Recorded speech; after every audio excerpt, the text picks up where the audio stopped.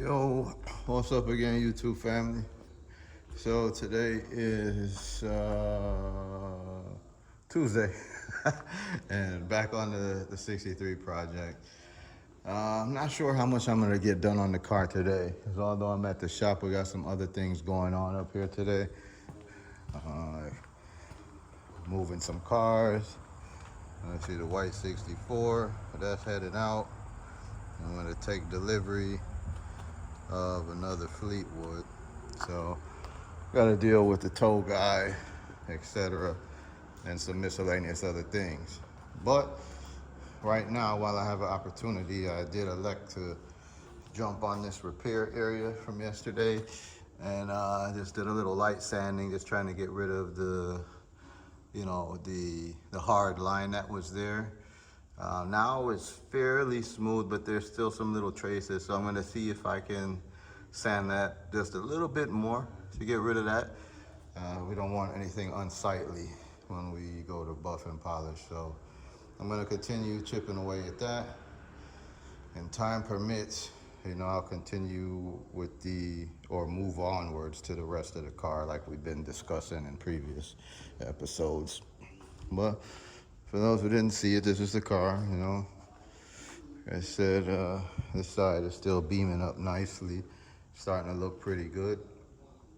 But like I said, I gotta go over it quite a bit more. I'm low on the actual buffing compound, and I ordered some, but unfortunately, it looks like I won't receive it. Best case scenario, it'll come sometime midday Saturday, so that's gonna mess me up because I'm here Saturday morning. So if it comes midday, I'm gonna miss it. And then worst case scenario, it won't show up until Wednesday. So it's gonna slow us down a bit. I have some other buffing compounds, but they're not really my preferred compounds based on my previous experience. So I was trying not to use them. I wanted to stick with the CSI. But just with time constraints, I may have to dig those out just to try to continue working, At the same time, too, I was also debating on continuing to wet sand the car before I polish any more of it. And the reason being, you guys may recall I was originally going to flow coat this car. So because of that, when I wet sanded it with 800 grit sandpaper. That is fine, but not that fine that you won't leave any ridges behind, because ultimately you want some ridges left behind for the clear coat to adhere to, or bond, or stick to rather, right? So that's why we go with the 800. If you want to just straight polish the car out, the best case scenario should be using 1500 grit to maybe even 2000 grit. And that really helps to speed the polishing process along. And I think that's part of my problem on why it's taken me so long. And I noticed, even after sanding, I'm still seeing light traces of some of my sanding marks. And, I don't want to do that. It really is not such a big deal for this kind of car, but I don't know. Now, the caveat with that means that everything that I buffed so far was kind of just a waste, because I'll have to buff it all again if I opt to sand the whole car down. So I don't know how I'm gonna play it, but I'm thinking maybe I'll just continue buffing what I've buffed on already, because 800 grit sanding marks can be buffed out. It just depends on what buffing pads and what compound you use. So if I spend a little more time and effort, I can probably avoid having to re-sand and buff the entire car and just focus on the panels that I haven't touched yet. So still going a little back and forth. I'm gonna, think it through a little bit and look at the overall end result when I'm done polishing what I've already started polishing. If I'm able to get those sanding marks out, then to hell with it. I'm gonna keep going. But if not, I'm gonna opt to buff it with the 1500. Yeah. I don't have the 1500 sandpaper on hand now, but I ordered some. So worst case, I should have some in the morning. Or I could always, like I said, run up the street and go grab some, but I'm trying to save every penny. So if I can order it and save $1, that's what I'm doing. So we'll see what happens. Yep. At the end of the day, it looks really good as is, and those fine marks only matter to certain people, you know. But I happen to be one of those people, so I'm gonna do what I can to get it A1. Okay, let's just say it like that. Yep. And yeah, that's what I just want to let you guys know where we're at right now in the situation and progress. So may not get a video update of the finished car, but I'll throw a couple other things in there. So hang tight, guys. Stay with me, and let's see what happens. Shawnee C out. All right, guys. So this is where we ended up on this panel. Got it mostly sanded, but you can still kind of see a line there. So I need to sand that out some more. It's just a very tricky situation because you don't want to over sand and then burn through the clear. But it's close to being gone, so I'm gonna keep going with it and just hope for the best. Similarly, we got this little spot on the hood, mostly corrected. You can still kind of see a hard line there, so man, damn, you know, I gotta sand some more there. And this little area, we got that part flattened out. Yeah, so, but I think to be safe, I'm gonna apply some more clear in this area and then go over it, sand that clear down again. But I don't know, man. The more I look at the car and the more I've been thinking, it's like, man, maybe it is in my best interest to flow coat the whole car, you know? Stop where I'm at with the polishing now and just scuff it back up and hit it with the with another couple coats of clear. And the reason being, after all the sanding I had to do, the clear coat is kind of really thin right now because, you know, I think I only put 2 coats of clear. There may be some areas that got maybe 3, but I think in some cases it's, you know, it could definitely use another coat for more protection and durability. And at the end of the day, financially, it's not a big hit. I believe the clear kit I used is about $150 for the gallon of clear and the activator. So to spend $150 and maybe a couple hours of time is probably worth it, you know, but I think I'm gonna sleep on it, you know. I know I keep going back and forth, guys, but that's kind of how it goes, and especially when you're not an expert with this kind of stuff. I'm learning as I go, and, you know, I think I'm doing a good job, but, you know, the more I think about it, it's like, hey, why not? Why not spray some more clear on there? Like I said, I'm not in a rush with the car. It's not like I'm trying to drive this car next week or something like that. It's pretty much gonna be put on the back burner very soon in terms of potential drivability because of the weather conditions. It's not a car I'm gonna drive in the winter, okay? That's what I'm getting at. We're gonna have snow and ice all over the place here real soon. So while I still have a chance before the weather completely turns, maybe it does make sense to just go ahead and flow coat it. And then somebody was telling me in the chat one of those days to throw a red pearl in the clear coat to get a little extra pop. So I've been thinking about that too, you know, but that kind of then makes it a little bit more custom than I would like. I don't know, maybe I could do that with the roof or something, just to break it up a little bit and have the roof sparkling a little more. I don't know, I'm gonna think about it, but you guys let me know what you think in the chat. But yeah, so that's where we're at. The good news is it looks like the repairs kind of did what they were supposed to do. But again, it's not completely over with. My fear right now is if I try to buff this panel, I think you're gonna end up seeing that squiggly line there. And I don't want that. So I'm gonna keep sanding. And if for some reason I can't get it out, well, it'll eventually come out, but I'm hoping I don't break through the clear coat, right? So that's the real risky thing. So maybe I better work on that a little bit and see where I can get it. And yeah, probably gonna stop polishing and at least think on things, sleep on it for a day and figure out what my next step is gonna be. And like I said, I'm busy today anyway. Still waiting on the tow truck and some miscellaneous stuff, but trying to position this car, but I'm pushing it by myself right now, so I could only get it that far. I have to stop and wait because that car's not running, not yet. But yeah, with all of that said, guys, I don't want to talk in circles or get off topic, so that's where we're at for now. Hold on to this little piece of content for now, and I'll be getting you more in the near future. Thanks and have a great day, family. Shawnee C from Motor City Customs, out of here.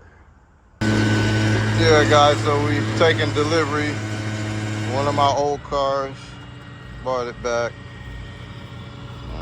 bringing them back to the shop.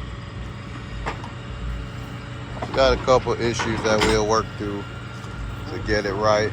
So it's good to have her back. Triple black, 93 Fleetwood. And we on it. 80 for me too? 80 for me too? Yeah, okay. I'm always sad to see a 6'4" leave the yard, even when it's not mine.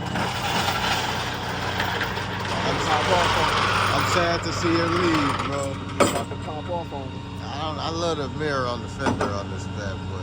This whole car is like so old school. I ain't really show the interior, but it's like 70s style. The shag carpet and the velour seats. I like it. You know what I'm saying? It's nice. And then, like I said, those rally wheels, boy, sitting nice. It just need all white walls. It at least got one so you can see the lift. Exactly. I don't know if it got white walls on the other side or not. You can kind of see the seats from there. Yeah. No, I don't know. Oh, it got one. Yeah, it got one. Yeah. I bet you the front tires have to get changed. So, yeah, because they look smaller tires in the front. But yeah, this is the good side right here for sure.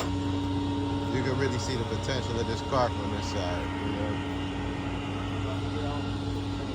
Yeah. Yeah. Well, you still got to get on the green one too. Yeah, that one is turnkey. That was first. She on the back burner. Yeah. Green was going up. She gonna get put tucked away. Try to get tucked away. Tell him, or he already knew what to do. People. Yeah. You got the axle. Oh, it looked like the drive shaft. Okay, because the trans ain't in, they had to drive. Yeah.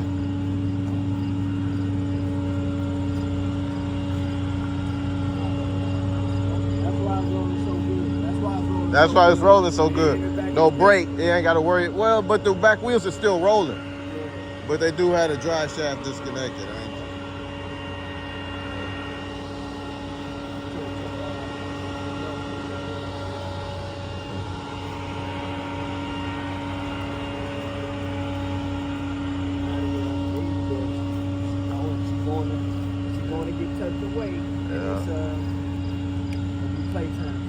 Look up under her. Now is a good time for you to see all up under while she up in the air. Oh, he pulled it off? Okay. Yeah, he got it back.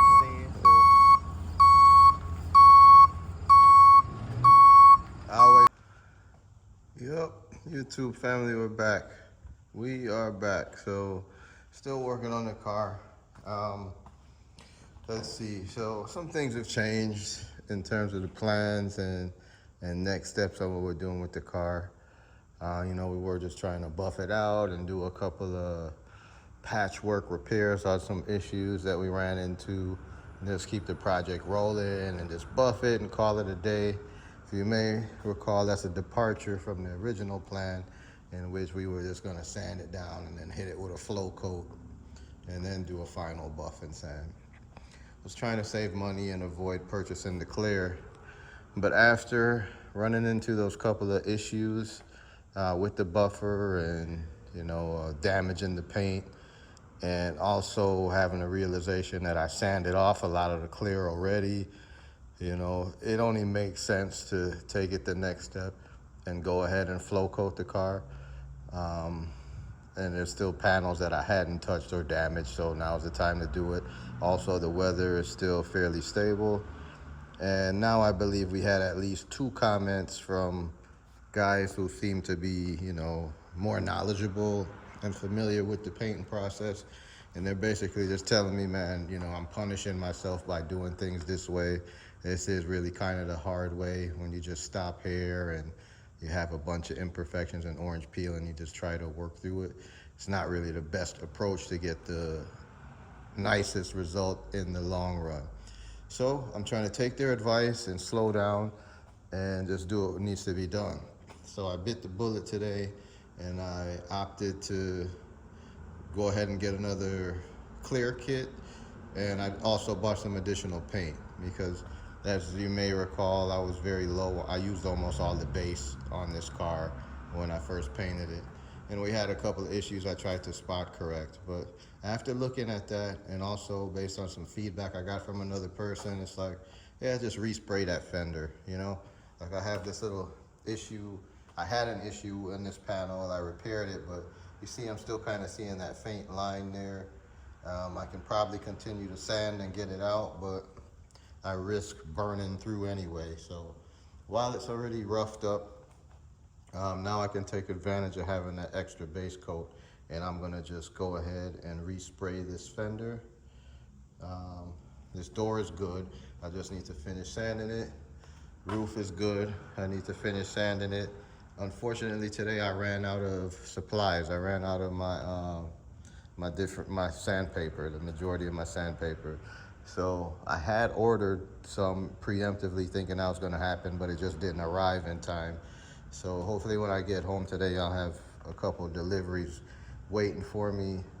In worst case, I think this evening, maybe I'll get some stuff, maybe even tomorrow morning, because I've maybe ordered a little bit more than I needed to try to avoid running out again. But once I get that, I can finish sanding. I did have enough to give the hood a good sanding, but with the hood here, we broke through in a couple of spots. There was a couple of issues I was really trying to sand out and went a little bit too far. So now I think I'm gonna add, or I'm sorry, I said the hood, I meant the trunk. So I believe now, it really is unfortunate because most of the paint back here is good. I'm gonna go ahead and respray the trunk too, because, you know, hey, I got the paint. So everything else is good. But, you know, as you know, I had already started to polish this side out. So, you know, it is what it is. I'm gonna just take the time and sand them down and get it ready for touch up. Now this right here is, I'm wondering too if I should just respray this fender because it's such a small spot that I did a little spot repair on right there. Otherwise it's good. So I don't know, should I respray the whole fender or not?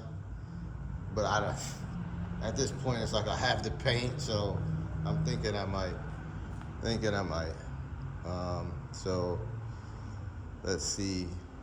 I don't know how much time I'm gonna have tomorrow. Ideally, I would like to do all my spraying tomorrow, you know? But the problem is I just don't have all of the sandpaper to complete my task today.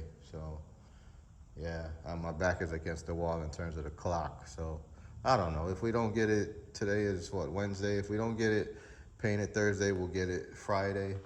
It's Friday, it's still within our window of time to get enough drying time before the impending rain. I think we're gonna get some rain on Tuesday, but you know how that could change. It could end up on Monday, we get some rain. So that's what I'm working against, because my roof leak here in the shop. So I think we're gonna get it done.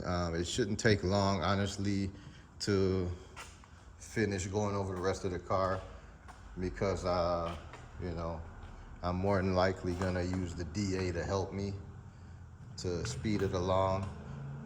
And then I'll go over it the final time with the block, you know, just to make sure any other spots that could have been created from using the DA are taken care of with the blocking by hand. But it's just tedious stuff. So I don't know. I'm probably gonna have to stay up here late tomorrow to get what I want accomplished done to set me up to spray it on Friday. But that's where we're at. I just wanted to let you guys know. And for those following along, please forgive me. Because as I said, I'm not a professional. But I mean, so far I'm doing pretty good, and it doesn't make sense to lose the momentum and just take a shortcut and call it done prematurely just to finish. So like I said, I spent the money, wasn't planning on it, was already trying to save $1, but it's better to just do it right now while I have it, and I'll get my reward down the road for it if and when I sell it. Somebody will be much happier with a nicer paint job on it. So there it is. That's what we're gonna do, and I think it's gonna be just fine. So stay tuned, follow along, and let's see how this turns out. It's another twist and turn on the journey, but sometimes that's how it goes when you're working on these old cars. You start off with one plan and then you go left. Something changes and you have to just roll with the punches and adapt. So that's where I'm at with it, because there's no quitting in us. We don't give up, and we don't just press the pause button when something goes wrong. We just persevere and press through the issues and make our dreams come to reality. With that said, I'm your host, Shawnee C. from Motor City Customs. Please remember to like, share, and subscribe this video, and check out some of the previous content. Thanks for your support, and stay safe out there, everybody. Shawnee C. out.